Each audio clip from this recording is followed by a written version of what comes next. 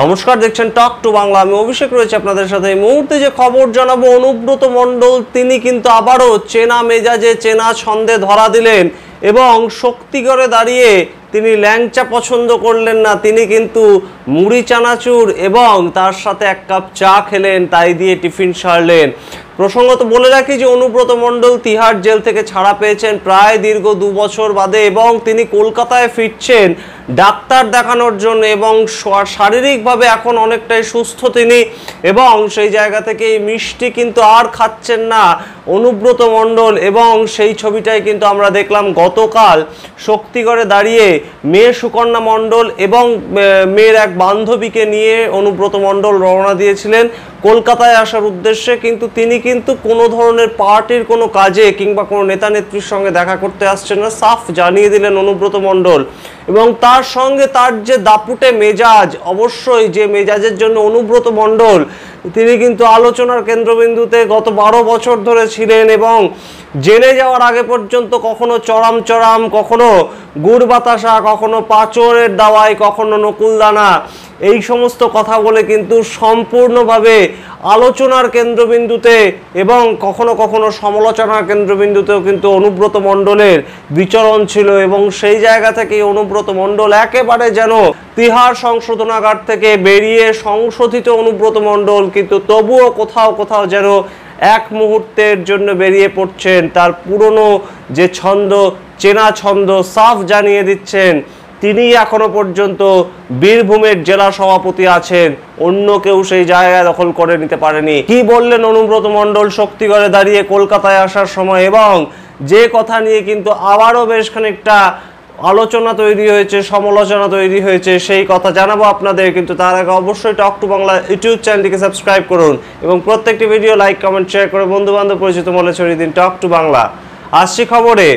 অনুব্রত মণ্ডল আমরা জানি অবশ্যই সবসময় একজন অত্যন্ত জনপ্রিয় নেতা, শুধু বীরভূম নয়, অনুব্রত মণ্ডলের যে ডায়লগ, সেই ডায়লগ কিন্তু বারংবার পশ্চিমবঙ্গের আনাচে কানাচে ছড়িয়ে পড়েছে।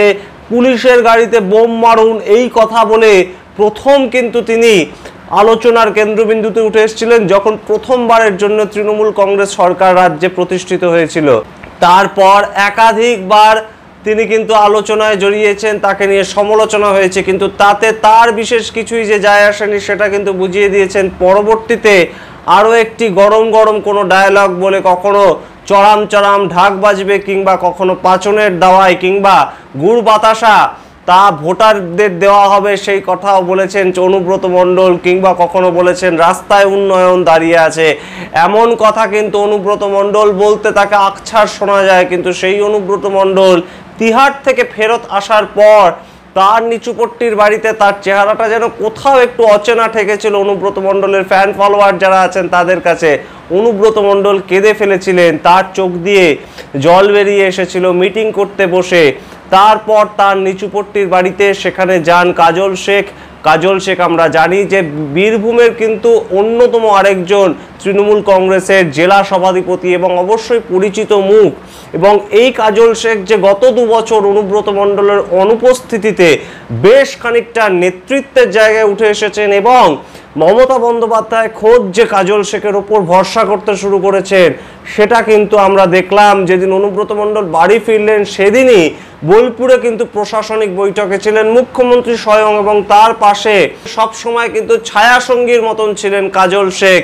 এবং অনুব্রত মণ্ডলের সঙ্গে কিন্তু সেদিন মুখ্যমন্ত্রীর সাক্ষাৎ হয়নি, যদিও অনেকটাই জল্পনা তৈরি হয়েছিল, কিন্তু শেষ পর্যন্ত সেই সাক্ষাৎ হয়নি।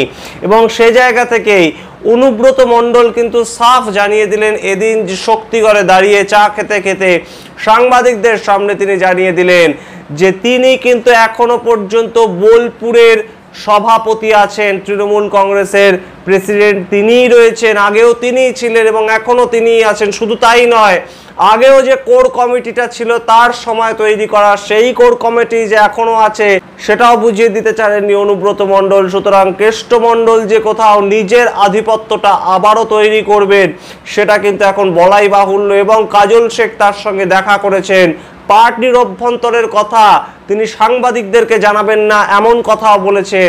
এবং কাজল শেখের মুখে যে কথা আমরা শুনতে পেয়েছিলাম গত কয়েকদিন আগে, একটু হুমকির সুরেই আমাদের কাছে লেগেছিল। কাজল শেখ বলেছিলেন পাঙ্গা নিতে আসবেন না, এমন কথা বলার মাধ্যমে কিন্তু কাজল শেখ অবশ্যই বেশ খানিকটা আলোচনা তাকে নিয়ে হয়েছিল, কারণ এরকম কথা সাধারণত কাজল শেখের মুখে আমরা শুনিনি রাজ্য রাজনীতির আঙিনায়।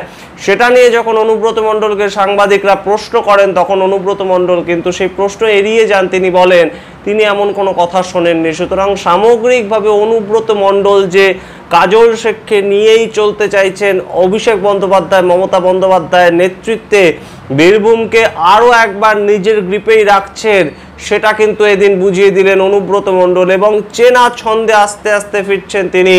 শারীরিকভাবে একটু সুস্থ থাকলেই কিন্তু অনুব্রত মণ্ডল যে আবারও সাংগঠনিক দায়িত্বটা নিজের হাতে নেবেন এবং বীরভূমটাকে নিজের তালুর মধ্যেই রাখবেন, সেটা কিন্তু বুঝিয়ে দিতে ছাড়ছেন না অনুব্রত মণ্ডল। সে যতই কাজল শেখ ভোটের বৈতরণী পার করুন না কেন, যতই কাজল শেখের জনপ্রিয়তা বাড়ুন না কেন, অনুব্রত মণ্ডল যে বীরভূমের বেতাজ বাদশা, তিহার জেল থেকে বেরিয়ে এই প্রথম কিন্তু সেই ঝলক আরো একবার দেখতে পেলাম আমরা অনুব্রত মণ্ডলের চোখে মুখে এবং তার বাচনভঙ্গিতে। অনুব্রত মণ্ডল পরবর্তীতে কিভাবে সংগঠনটাকে সামলান, মুখ্যমন্ত্রী মমতা বন্দ্যোপাধ্যায়ের সঙ্গে কবে আদৌ সাক্ষাৎ হয়, অভিষেক বন্দ্যোপাধ্যায়ের সঙ্গে কবে আদৌ সাক্ষাৎ হয়, সেদিকে আমাদের যেমন নজর থাকবে, ঠিক তেমনভাবে আমরা নজর রাখবো যে কাজল শেখ ইতিমধ্যে তার যে পলিটিক্যাল স্ট্র্যাটেজি সেইটা কোন দিকে নিয়ে যাচ্ছেন, এবং কাজল শেখ অনুব্রত মণ্ডল দুজন একসাথে আছেন নাকি বীরভূমের মাটিতে আবারও দ্বৈরথ তৈরি হচ্ছে কাজল শেখ বনাম অনুব্রত মণ্ডল, সেইটার দিকেও কিন্তু আমাদের নজর থাকবে। আপনারা দেখতে থাকুন টক টু বাংলা, সমস্ত ধরনের নিউজ আপডেট পাওয়ার জন্য। ধন্যবাদ।